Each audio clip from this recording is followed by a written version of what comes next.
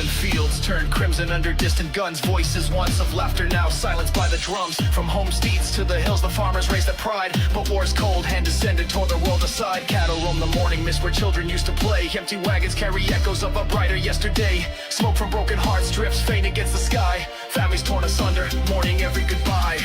Under the empty sky, where tears have been shed, in the hush of the dawn, we remember the dead. The wind whispers names through the velds barren plain. Never forget the sorrow, never forget the pain.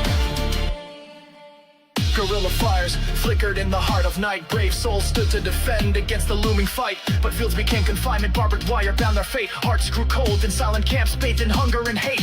Women cradled children, eyes hollow from despair. Dreams dissolved like ripples upon the dusty air. Beneath that cobalt arch, hope seemed so far away. Yet their spirits burned like embers that refuse to fade. Under the empty sky, where tears have been shed, in the hush of the dawn, we remember the dead. The wind whispers names through the velds barren plain. Never forget the sorrow, never forget the pain. Statues cannot hold the stories of the weary souls, nor can stone memorials comfort hearts that time stole. But in the quiet twilight, when stars begin to gleam, we feel the weight of memory and hear their haunting dream. That freedom may be fragile and truth must never bend. For those who died in silence, may their voices find ascend. Years roll on like thunder across that haunted ground. Generations gather now, listening to the sound. In every whispered prayer, in every candle's glow, the legacy of suffering seeds determination to grow. Fields reclaimed by nature, blossom in thawing rain. Signs of life emerging where once was only pain. Though bones lie still beneath that soul, the spirit marches on. A testament to courage, even when all seem gone. Under the empty sky, where tears have been shed, in the hush of the dawn, we remember the dead. The wind whispers names through the velds barren plain.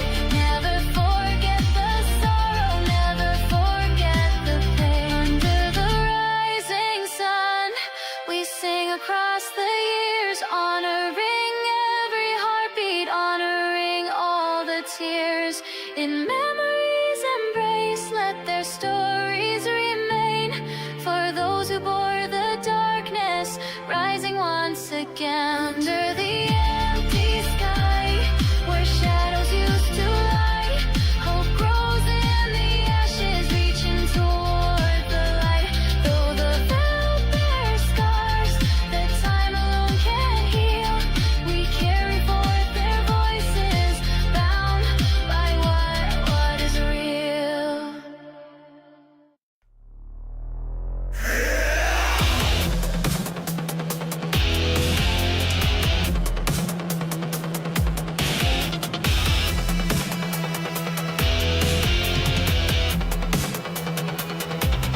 On the rolling hills of Africa, where the sun sets golden red, the Boer farmers tend their land with hands that work and hearts that bled.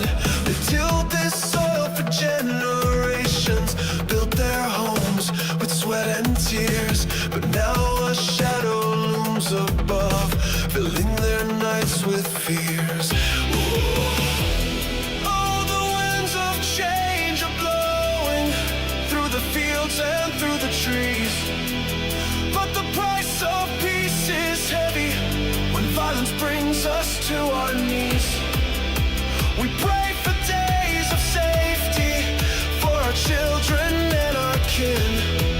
May the land we love so dearly find its way to peace again.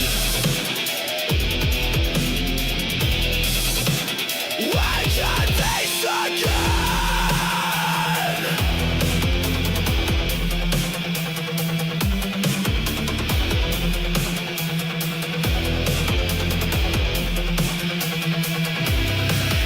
Dead of night they come, with malice in their stride, breaking through the silence where our fears cannot hide.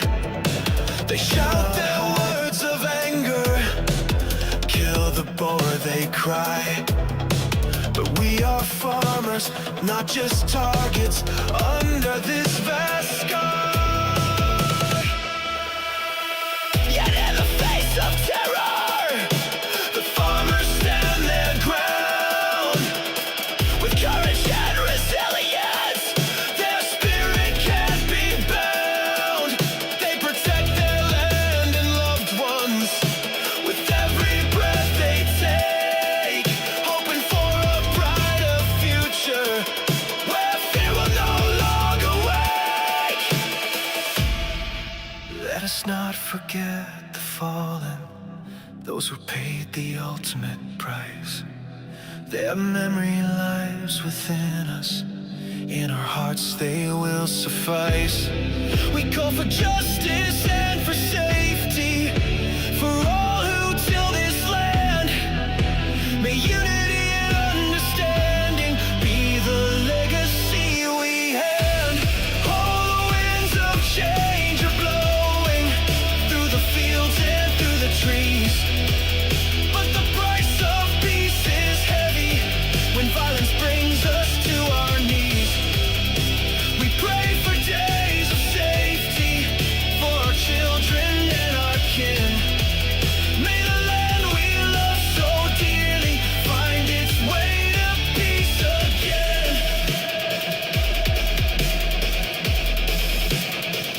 A place again.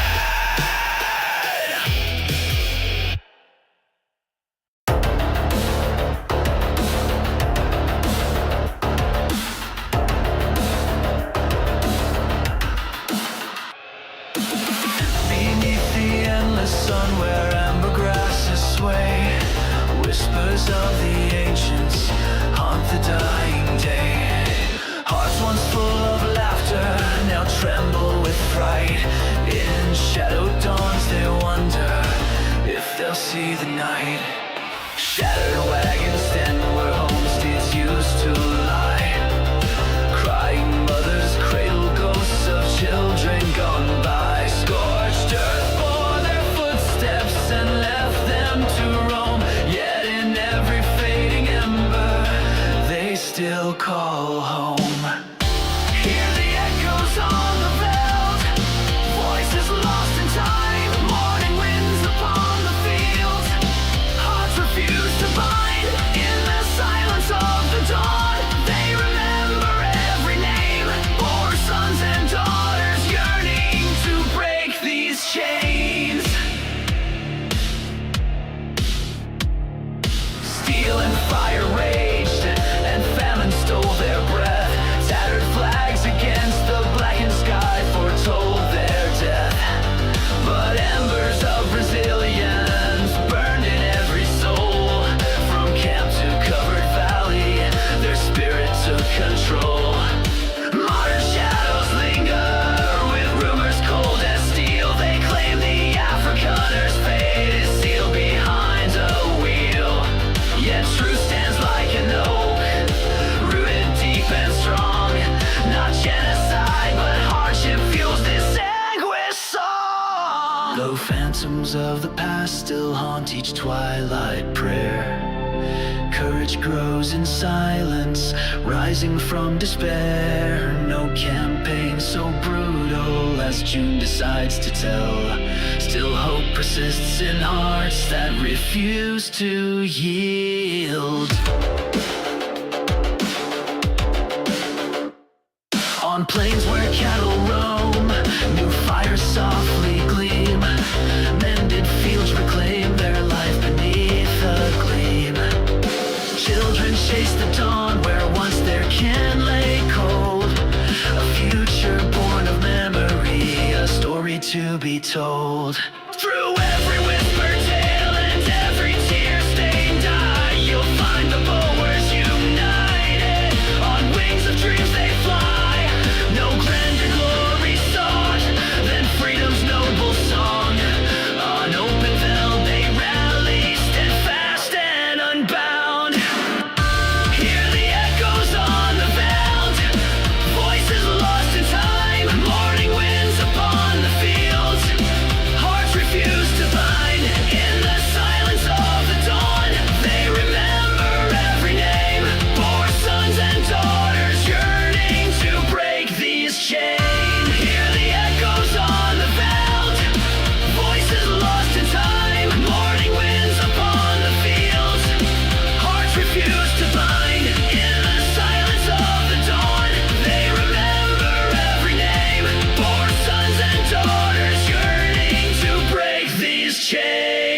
From crimson camps to fertile fields, a journey carved in pain. Yet from ashes rose a people who will rise again. Though storms of hate may gather and shadows cross the plain, the echoes of their valor will in freedom still remain.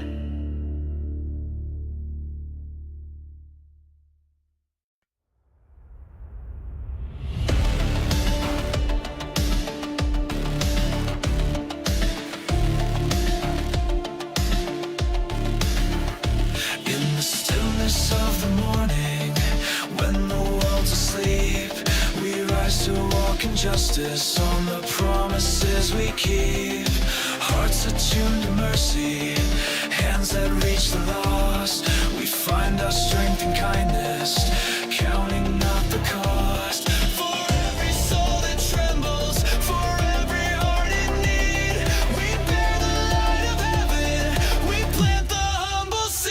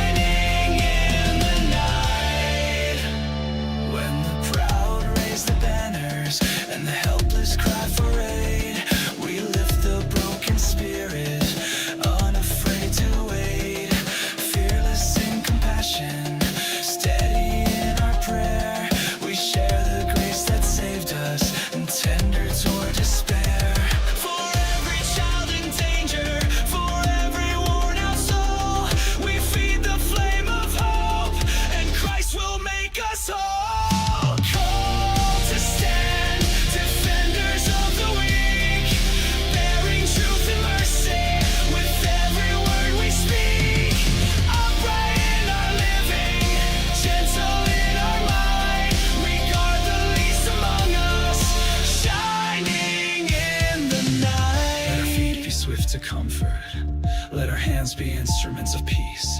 Let our lips speak words of healing. Let our love never cease. By our patience and our service, by the faith within our hearts, we reflect our Father's glory in doing our small part. When temptation with lies leads us down a thorny path, we cling to grace unending, anchored by His steadfast wrath. In humility we falter, but His mercy lifts us high to strengthen every weak knee, to help the lost one rise. Call to stand, defenders of the meek, bearing faith and courage with every soul we seek. Upright in our living, gentle in our might, we shield the weary truly, dwellers of the light. So let us go, emboldened by His name, to serve the hurting masses, turn sorrow into praise. Called to stand, protectors of the weak, living out His gospel in word and deed.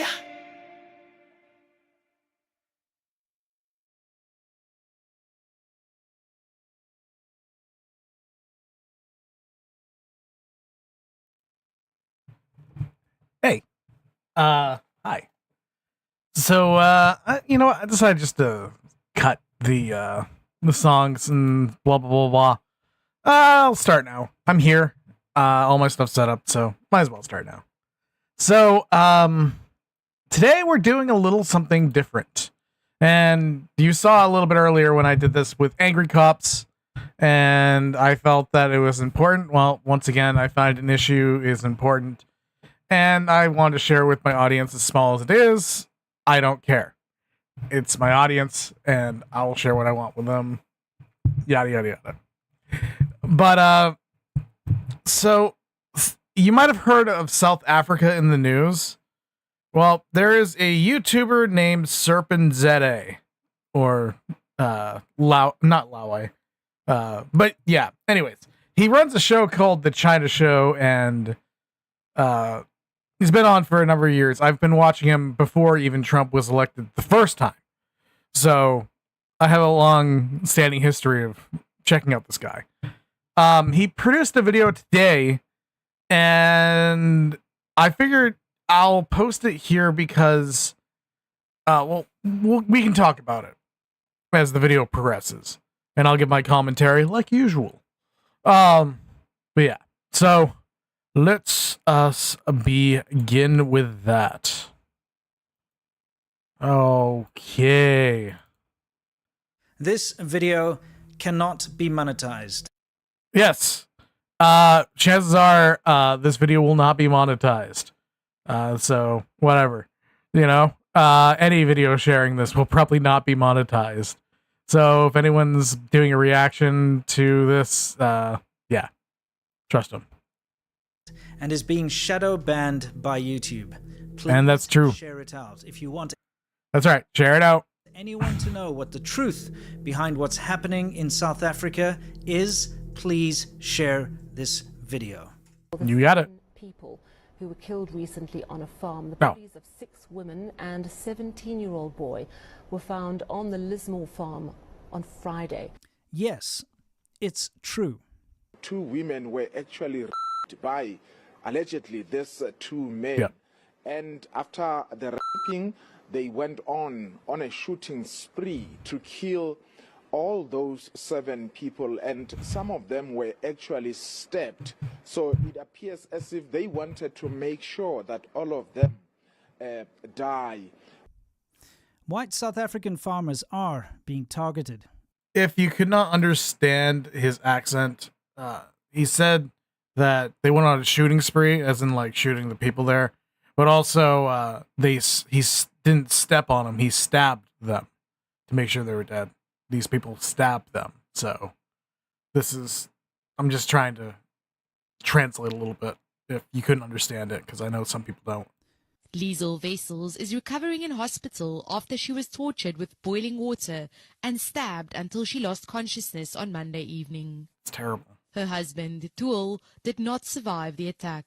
Verskeie steekwonde en sy is vreeslik gebrand met kookwater, haar rug, haar hande. Ja, ek ken nie al die details nie, maar ek weet mama's deur hel om hulp te gekry het, en dankie tog daar was mense wat haar kon help en haar kon hospitaal toe vat. They're being targeted for brutal murders, torture. Kill the poor. Yeah, this right here, I can't. Kill the poor. The farmer. This is the second farm attack in Yeah. Bonneville in the past 6 months. In December, the elderly Steins were Wait, murdered what do you say to that? on their farm in the Refuse Sonderend Mountains.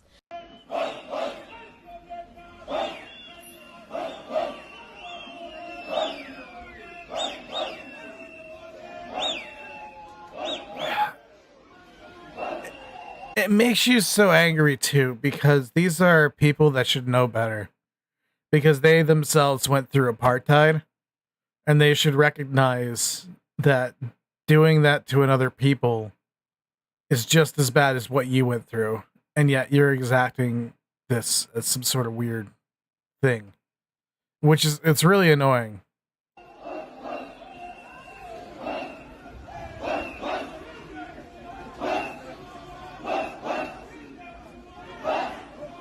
See, They are being wiped out. We were attacked. I was shot through the back, and my wife unfortunately was killed.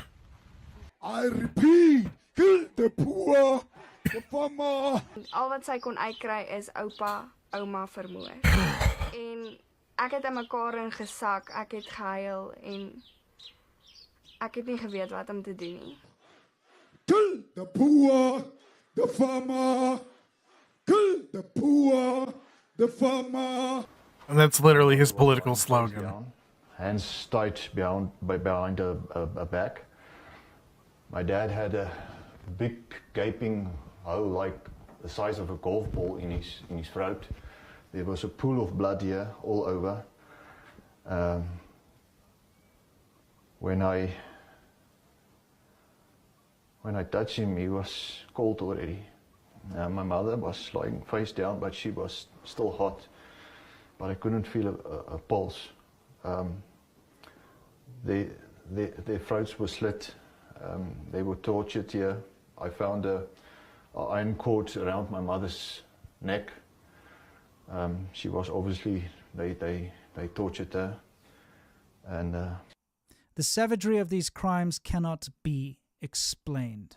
And I don't want to talk about it because it upsets me.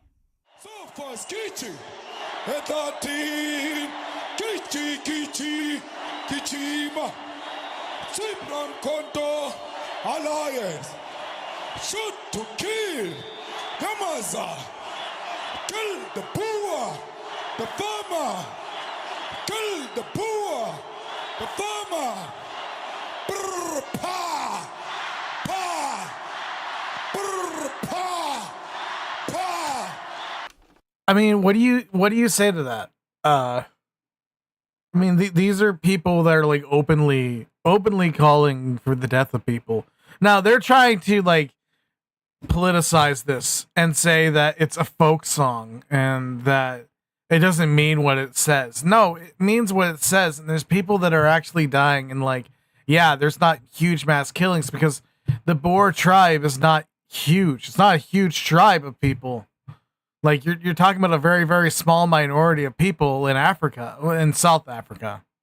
I want to make sure that I don't confuse people. In South Africa, it's a country. It's not like the South of Africa. It's the South African country. If that makes sense to you. It is in the southern region though, at least. But yeah, I don't know. It's just. It's extremely disheartening to hear people talking like this and watching the media, because the media once again is saying, oh no, there's no genocide going on. Oh, it's controversial. Oh, let's agree to disagree. No, there's people dying. It's the same thing with the Israeli-Palestinian thing. I don't really choose a side because both sides are doing wrong. They're both killing each other. And I want the killing to stop, It's like Trump said. And, like, I'm not, like, a huge Trump acolyte, but, like, about the Ukraine war, like, he wants the killing to stop. And, like, yeah, that's right. Like, there's just some things that matter more. And, like, allowing people to live and live their lives, that is important, I want to talk about what happened in the Oval Office the other day, the so-called ambush. Thank God. President Trump pulled on President Cyril Ramaphosa. We're going to talk about it. I'm going to tell you what was right and what was wrong about that meeting, and hopefully put an end to this debate as to whether there is a genocide going on in South Africa or not. So I've got something I want to read to you guys here. Before we do, though, let's lighten the mood with a data broker rap. Deep within the corporate offices of a data broker. I will spare you from this. Get yourself a VPN.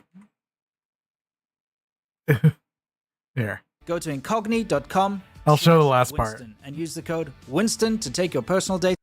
That's right. To help Winston out, if you want to do that, it's Serpent ZA. There you go. There is the link. Off the market. And now I don't really care about advertisements, The 9 steps of genocide with context to the South African situation. Now bear with me. I'll get to the Oval Office stuff. I'll get to all of that in a minute, but I wanted to quickly go through this. Okay. The 9 stages of genocide with examples from the current South African context. Classification.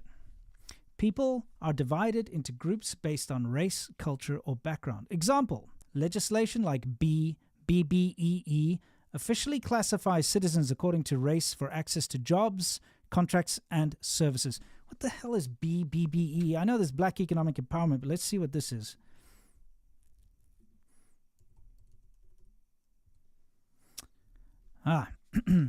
BBEE is Broad-Based Black Economic Empowerment.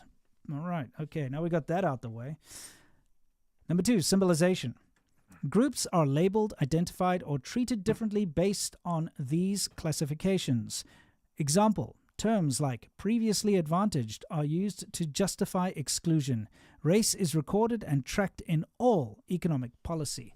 This is true. In South Africa, people say white people are previously advantaged and black people are previously disadvantaged. This is a label that's given to people. Doesn't that mean that they're currently not advantaged and currently not disadvantaged? Wouldn't that track? Made great strides in an effort to improve the lives of previously disadvantaged people, but still there's room for improvement. Over 50% of the land distributed to the previously disadvantaged has failed to render tangible benefits. No shit. Representation of previously disadvantaged. You give farmers a bunch of land and they do something with it. Especially those from previously. And then you give land to a bunch of people that don't know how to farm and they can't farm on it.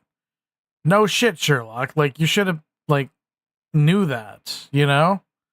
Like, it doesn't take a genius to figure out if you don't know how to farm, it's not going to yield crops, you know?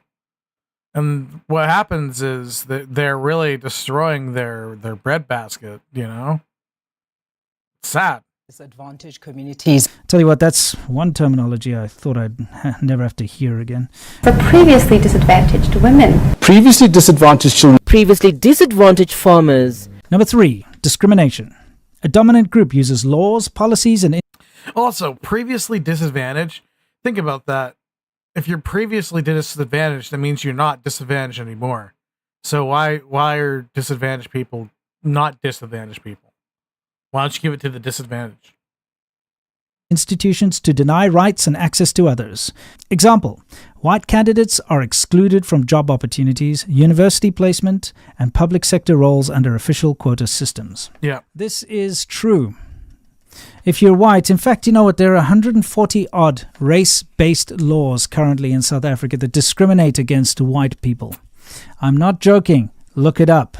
I've actually experienced it myself when applying for work in South Africa. You know, less qualified people would get the job because, you know, the color of their skin. It's part of the BBBEE thing. All right, dehumanization. The targeted... That's incredibly, like, wild to me.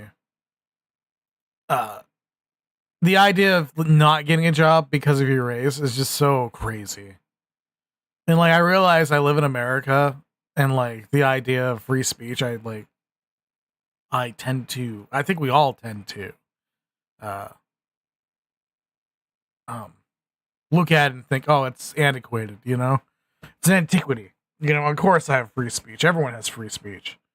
But that's not really the case. And so, like, the civil rights laws and stuff we have in place that allows us to have a country that no one can be advantaged or disadvantaged at getting a job besides your local talents. It's a really good thing. And it's sad because there's other places on earth that don't have those things. Like, I just don't understand. I've never understood racism, and I never really, like, I'm from Maine. So, I don't really, there was like one kid that was another race inside my school growing up. And, like, he was just like everyone else, you know? Like, I don't know his experience because I wasn't necessarily friends with him because he was a lot younger than me. But, you know, I didn't treat him any differently, you know? And, like, I never understood, like, we had classes and stuff about, like, you know, racism and stuff like that. And it was just, like, so alien to me. And then I went to New Mexico and I saw all kinds of racism. People racist towards me. People racist towards everyone else, you know? And it's just like, what is this? I don't understand, you know? But that's a thing, apparently. But, I don't know. It's just, it's weird to think that laws would be enacted based on race.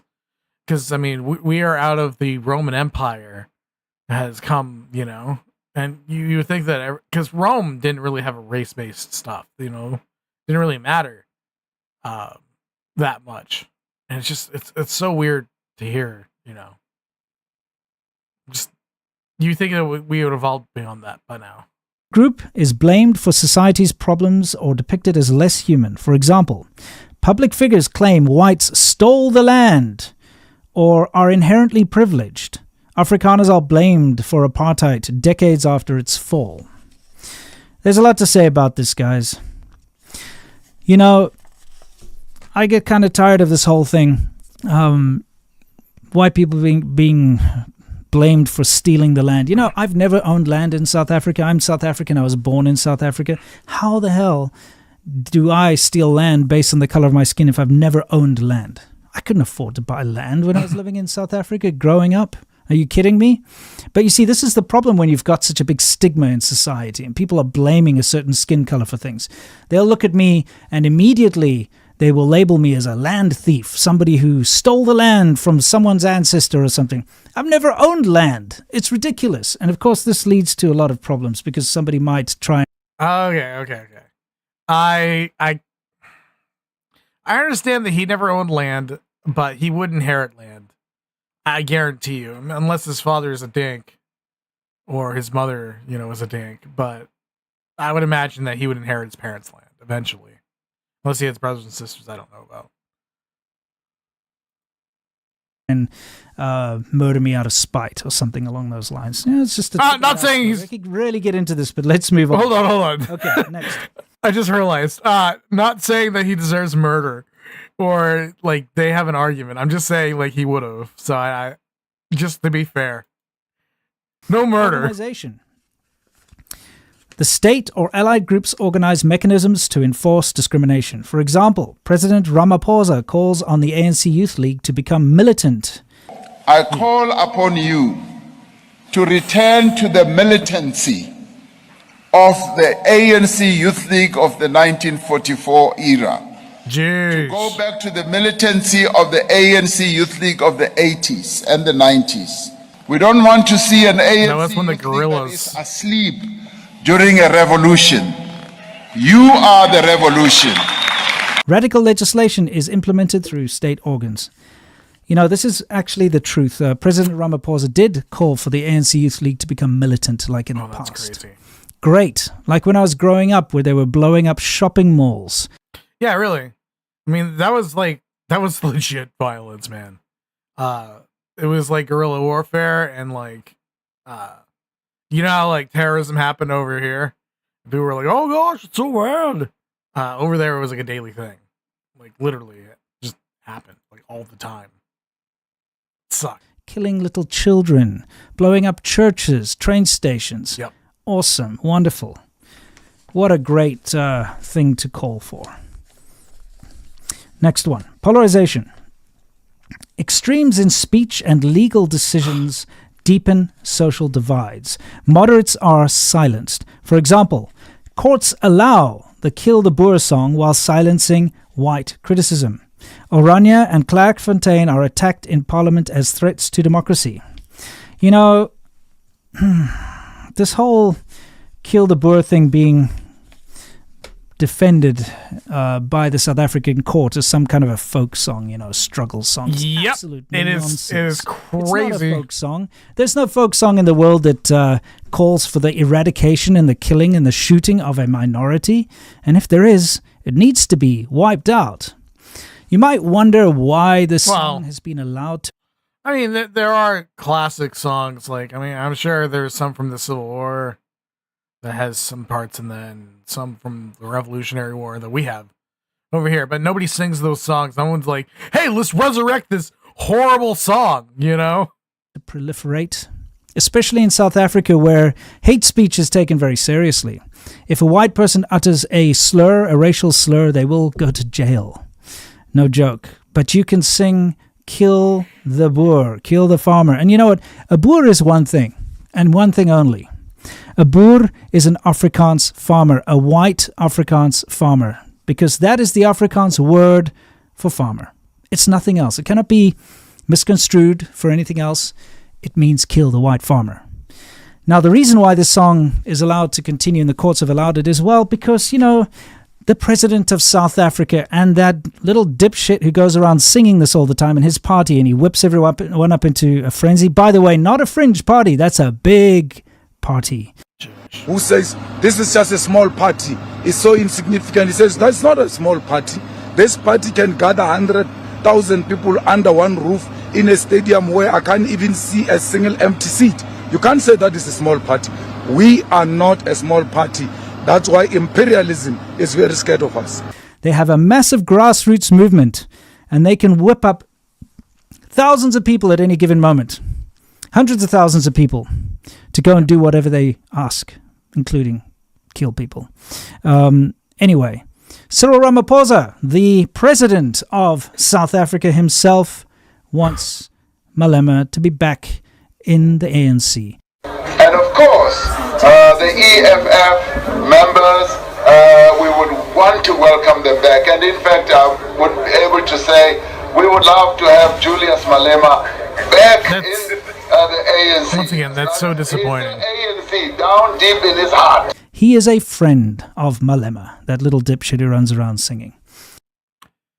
It's incredible to think that we have people in this world that are okay with saying this type of stuff. Like, for instance, if the KKK was still operating around and they had a large party, we'd have the same horror, you know? Like, there's no reason to be like that, you know? We can go beyond this racial thing. It's so stupid. They are buddy-buddy. So, of course, when the president loves this guy who's going out singing kill the Boer, kill the farmer, why would he not help him when it comes to defending his right to say these awful things? Yeah. It's my theory, anyway. What else we got here? Preparation. Victims are identified, separated, and isolated socially or economically. For example, white communities are demonized. Racial quotas force exclusion. White farmers are portrayed as illegitimate landholders. You know, this is the truth. It's a very interesting thing. When it comes to the landowners, when the Dutch arrived in South Africa, you know, in the sort of early 1600s, whenever it was, the Bantu people, the Xhosas, the Zulus, you know, the kind of shoot the bush, shoot the farmer, kill those people, they weren't there. They came down later. Yeah. So none of that land belonged to them anyway. All the land that was purchased legitimately. Well, I say legitimately, as legitimate as it can be, you know, by the colonizers. You've got all the signatures of the tribe leadership and all that, similar to America, you know, back in the day with the native Indians, that type of thing. Here, I'll buy you a piece of land for a blanket or whatever it was. Of course, it's not fair, but there are legitimate deals all written and so on. At the end of the day, the people own the land. And here's the thing. If you were to fly in from Finland or something and you decided you wanted to start farming in South Africa and you bought a piece of land, you bought a farm from a black owner or a white owner, doesn't matter. If you went and bought a farm, but you happen to be white, they'll take your land away from you. They can, because you're white. It's a race-based thing. It's not about historical injustices. Yep. Okay, next we've got persecution. Attacks escalate. The group suffers harassment, exclusion, violence, or property seizure. For example, farm attacks are brutal. The state pushes land expropriation without compensation. White business owners are excluded from public funding. This is very true. Now, there's something that needs to be said here. The president of South Africa, Ramaphosa, signed I'm learning a lot of stuff created too, a law that allows the government to take property away from white people, white farmers, as long as it's in the public interest, which could be anything. You could make up anything that's a public interest, right?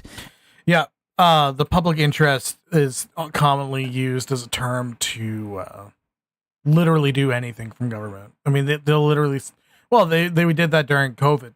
It was in the public interest that you get vaccinated. You know, forget my body, my choice. No. It was in the public interest that you get vaccinated.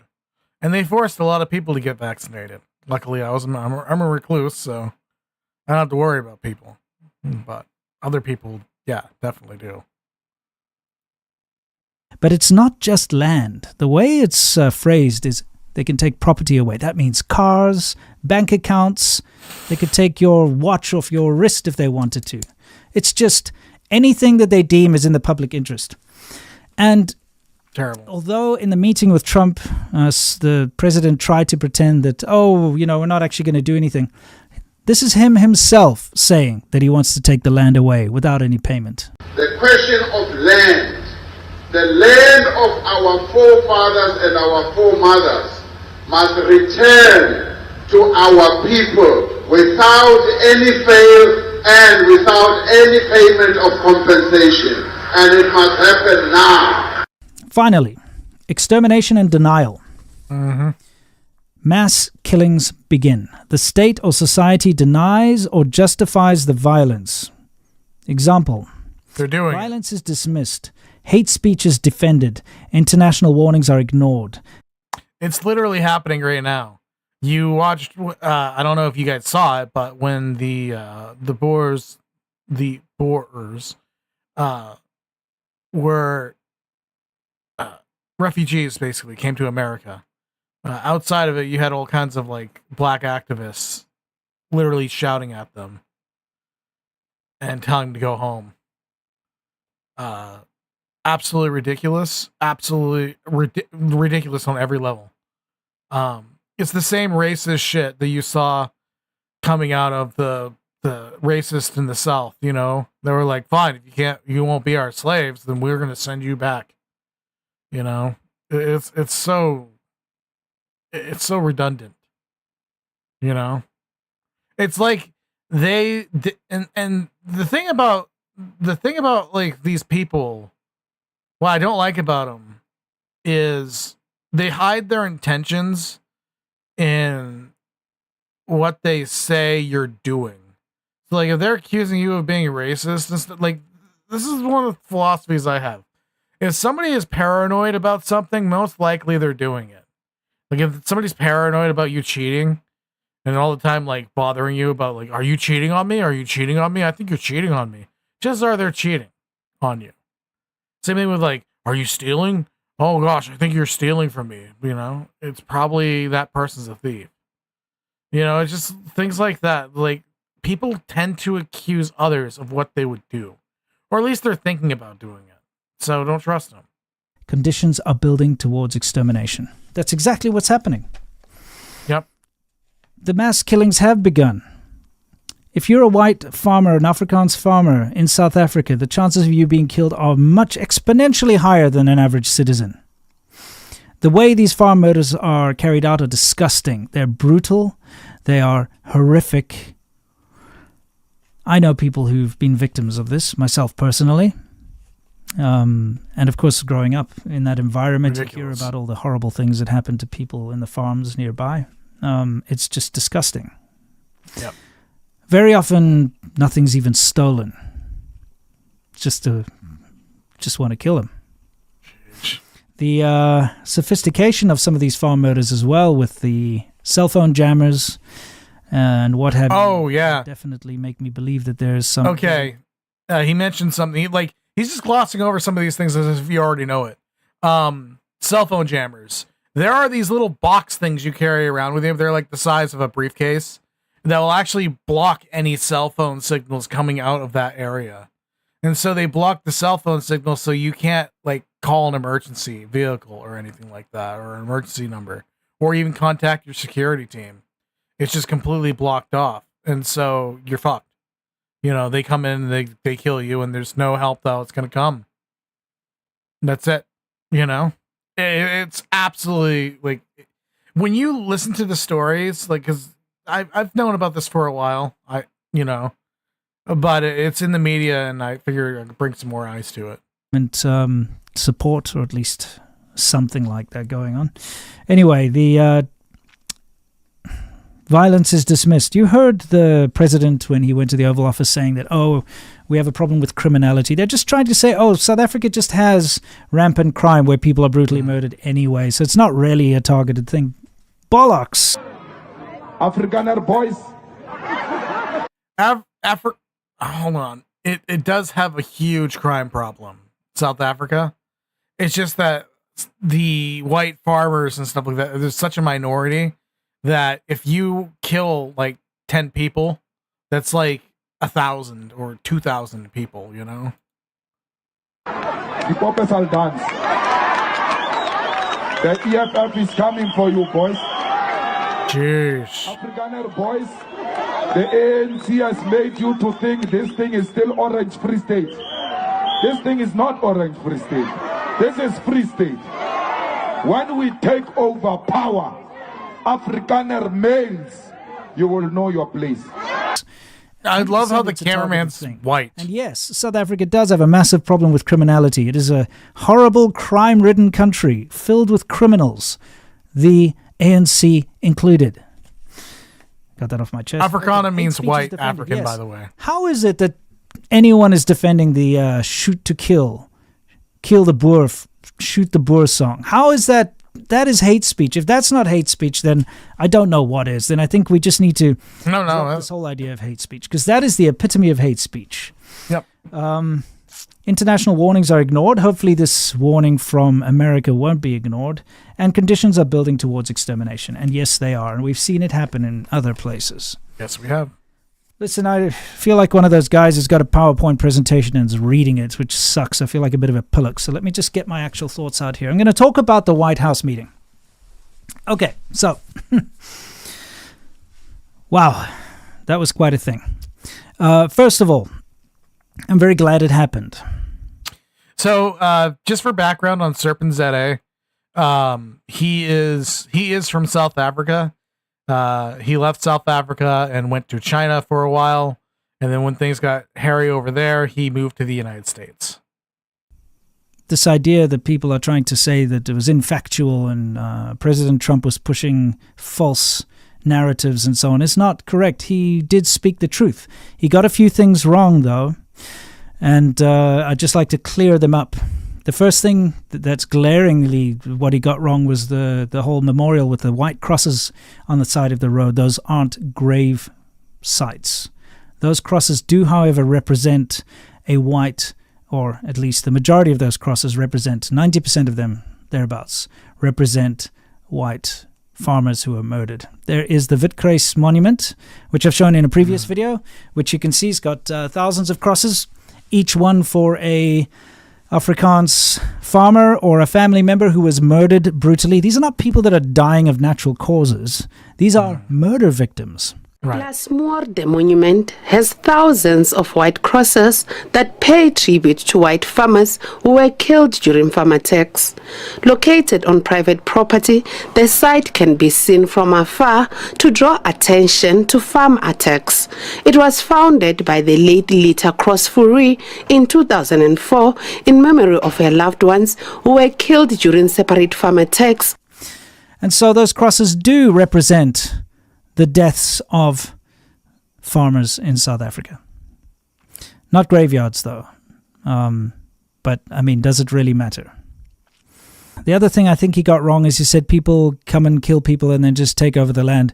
I mean, in some cases that does happen, because when the farmers are killed, the lands, if they kill the whole family, the land just kind of goes to no one, and the state takes it over, or, you know, maybe some of the farm workers take it over. Who knows?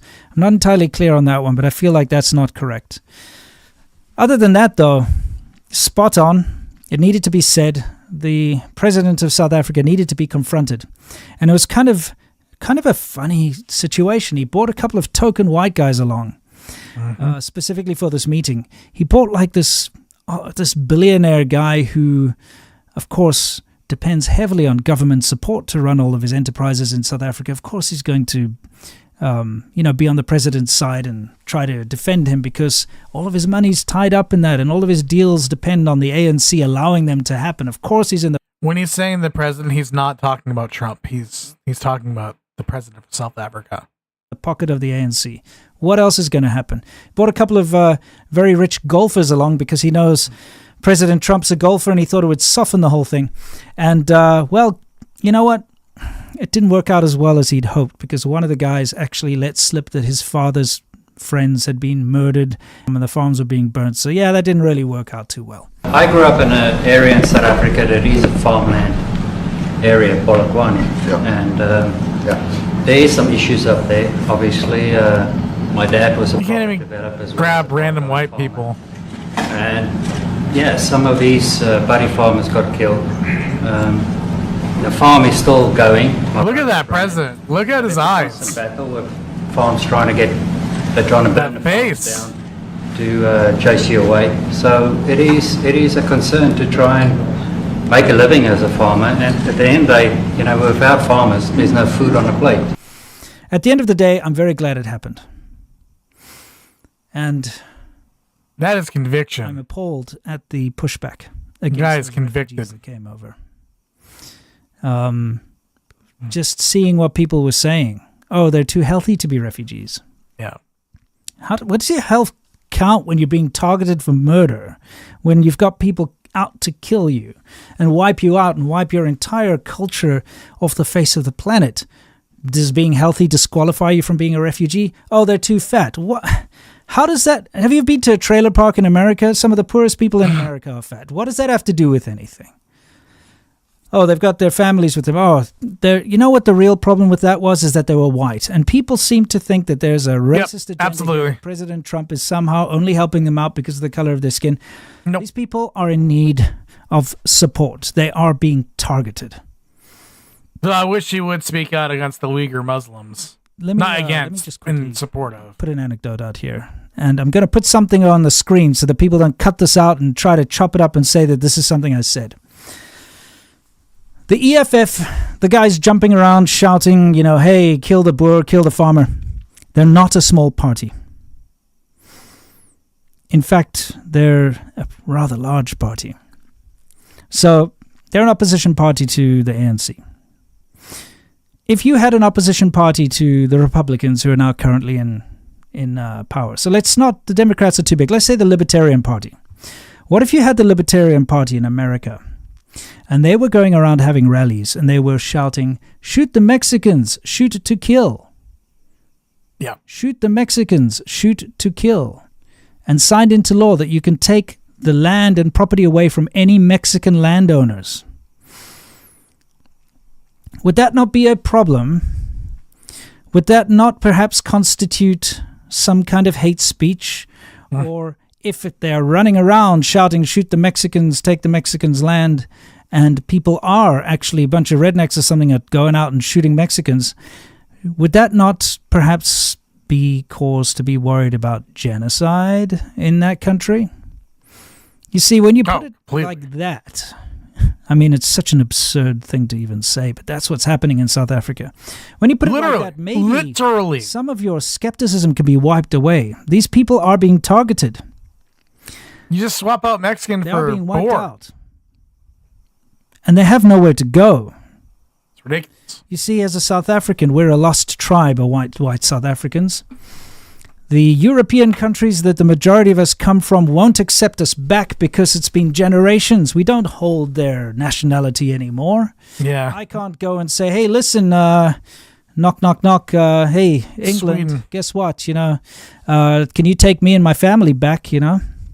I can't go and say, you know, my friend can't knock, knock, knock. Hey, Holland, guess what? You know, my ancestor left on the Mayflower in like 1620 or whatever it is, and we kind of need to come back now. No, they don't belong there anymore. They're not going to help them out. And we don't belong in the land which we were born in and we grew up in. Nobody wants us there. We're being persecuted. The government doesn't want us there. We are the scapegoat for all of their problems. It sucks. You know what? I'm deeply ashamed of South Africa. So, come to America. We need more farmers over here. Farm jobs are dying over here. There's very few job openings for farmers and stuff like that. So come over here. You guys know how to farm? We need farmers. Kind of works out good for us. I'm just saying. I'm deeply ashamed that I can't be proud. Oh, and also you speak English too. So, you know, you already got English. I'm just saying, come to America. Country that I was born in, because when legally, you grow up in a place, legally, you develop a certain attachment to a place. The environment, the breeze, the sound of the birds, the landscapes, the friends, family. there's something that's in you. Mm. And to have to leave the place of your birth, uproot yourself and go somewhere is one of the toughest things to do. Nobody should have to do that. But the first opportunity that I got, I left, and I will never go back. That country doesn't want me there. There are many people that believe that allowing these Afrikaans refugees into America is a mistake. And I've been trying to figure out why they think it's a mistake. Because they're the only thing I racist. can come up with is the fact that they're white. Yeah, That's the only reason. It's the only reason why. People on mainstream We accept media every other saying person. that, they shouldn't be allowed in because their ancestors, were the architects of apartheid. Imagine saying that persecuted people who are being murdered and who are getting their land taken away forcefully, and there's a law that will allow the South African government to take their land away. Imagine during apartheid, these people weren't adults. These people were children. Like, you don't blame the child. It'd be like some guy murders somebody, right? And then they get the kid's son or the kid's daughter or whatever. She's like a 3-year-old. And maybe the guy that murdered passed away before he could get caught. And then when she's 40 years old with a family, you go in and kill them. You just cut them up, cut them into little bits. Like, how freaking messed up can you be to do something like that to somebody? Like, she was a little girl. She didn't know. She benefited from it. I believe that we all benefited from our pasts in some way. And some of us have really suffered from our past in some way. However, our current situation is our making. And when you cross that line into revenge, it can be scary. And I don't know. It's very dark.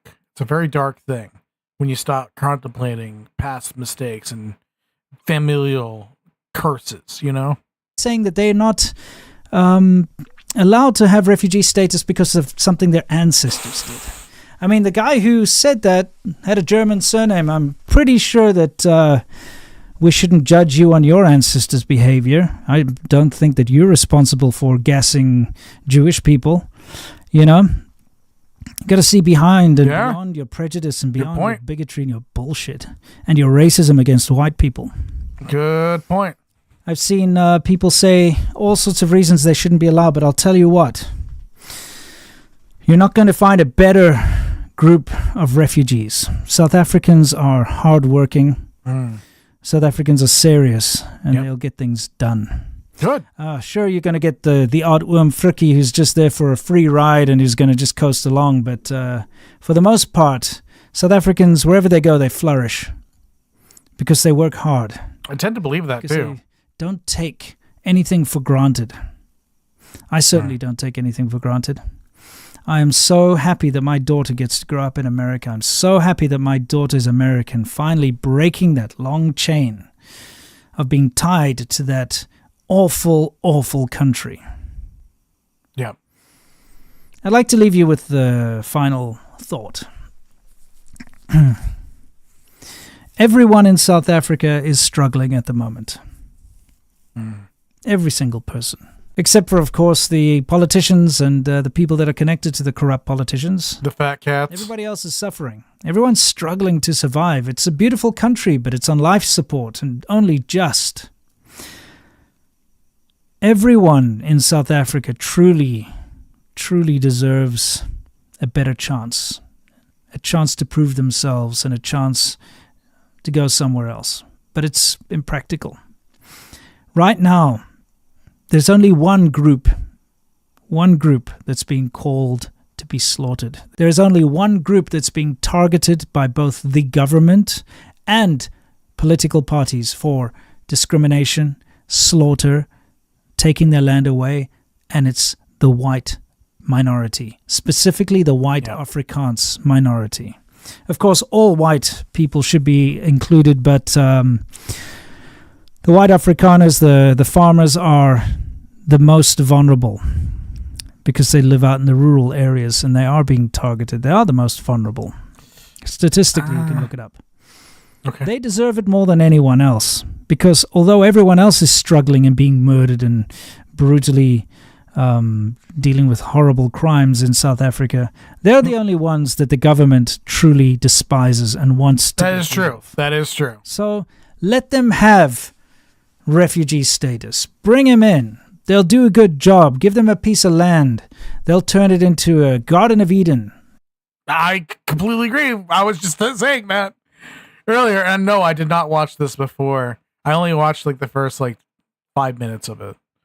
So I was completely blind coming in to his comments. So when I was commenting that, yeah, we should bring them in because they're hardworking and stuff like that, and yeah, I mean, they're already farmers. They know what they're doing. I wasn't joking. Like, he agrees. Serpent Zeta agrees. So, yeah, he brought it up. So. Incredibly good farmers. They're called, their name is bloody farm. There you go. There you go. They know what they're doing when it comes to farming. Let them farm. Yes, let them farm. Just keep them away from the brandy and coke, and everything will be fine. Okay. Anyway, guys, thank you for listening to my rather long-winded talk about this whole South African situation. I am pleased that some international attention has finally been thrust on this whole situation. Yep. If you want to support me, please check out my live show on Friday, the China show, and my secret show on... Well, you know what? Yeah, I'll let him continue on that. Monday. Stay awesome. Okay. On Monday. There you go. All right. So that was Serpent Zeta. We're going to switch over to Koudelka. If you are not going to watch me play Koudelka or don't care, thank you for watching this, and thank you for coming by. And I hope to meet you again. Like, subscribe, favorite. And with that, we're going to move on over to Koudelka.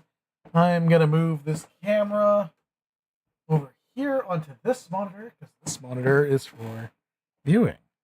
So, hello. Hold on. I gotta fix everything. I think that's fixed.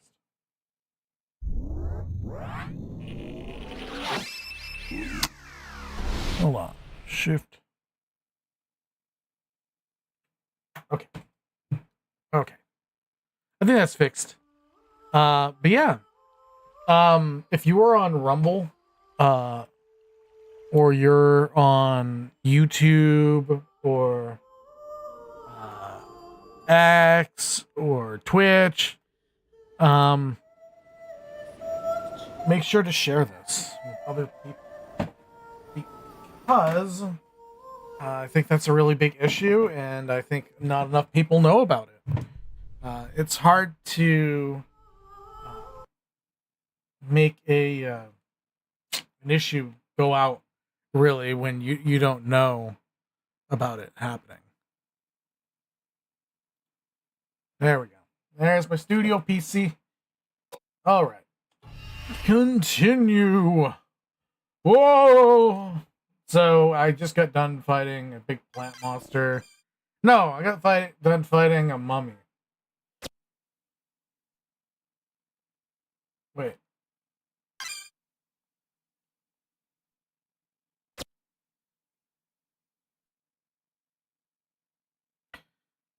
Actually, I didn't.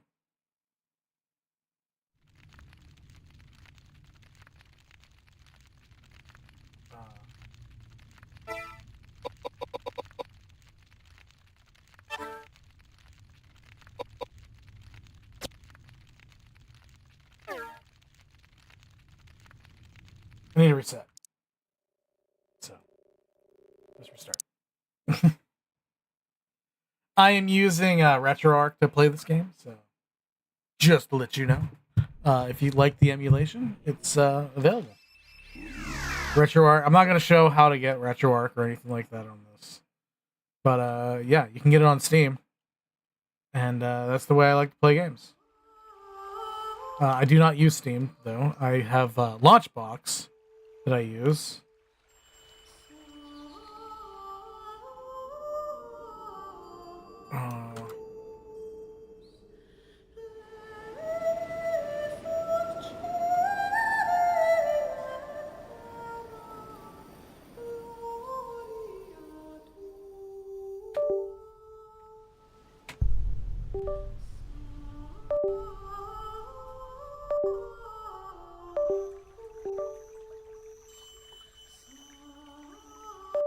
I'm gonna have to go back.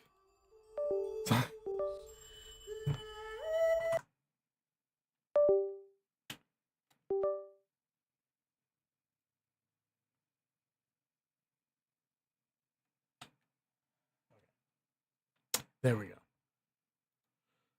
Oh. There we go. Got it. All right. Let's continue where we left off. Load. Not the temporary file. The actual save file. This one. Okay. There we go. We got it. Sorry about this.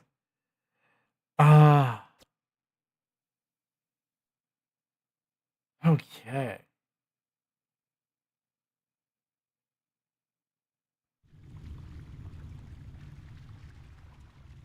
The priest quarters.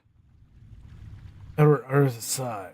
He stands in front of the stained glass.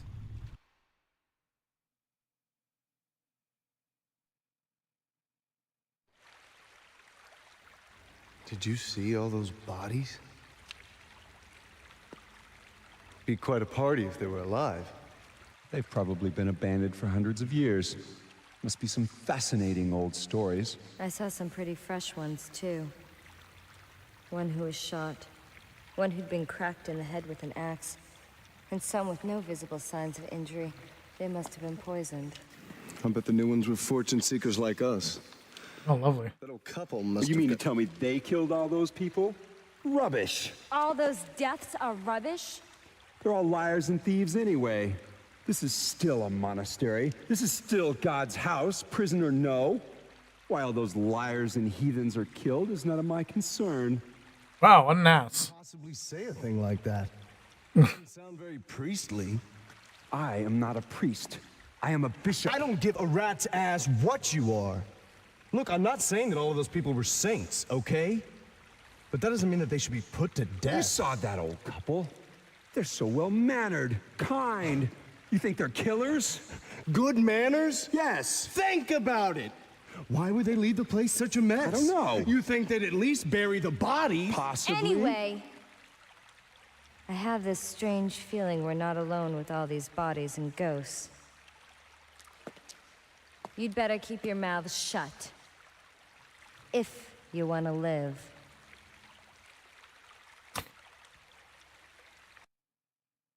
It's so weird looking at the graphics of the PS2. I mean PS1. Because like they're so bad, but they're strangely good in a way. Like they're terrible. Like, don't get me wrong. They are really bad. But there's something homey about them, you know? Makes me feel good. Koudelka, did you find anything? No, nothing, but...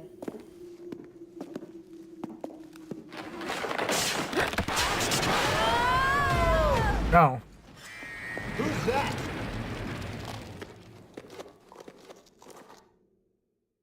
Spotted a guy. All right. I bet you that took him like months to render. Oh. Okay. Please insert disk 2. All right. So, disk control. Eject disk. Insert.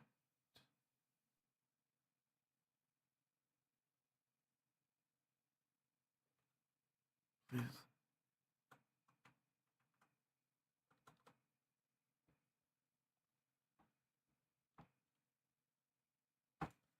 Oh no.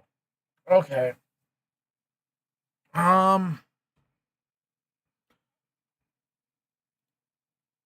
Hold on.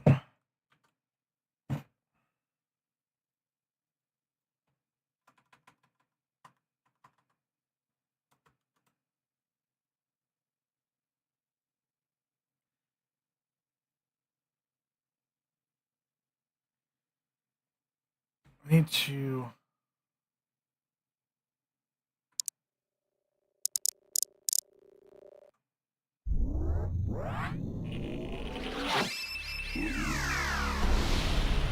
Oh man. You know what, guys? Tonight I'm gonna stop this for right now, and we'll get back to Koudelka. And as soon as I fix this issue, I'm having a serious technical difficulties right now, and yeah. So if you like my stream, subscribe, like. I'm gonna try to fix these technical difficulties on my own time, and I'll get back to playing the game tonight. All right, see ya.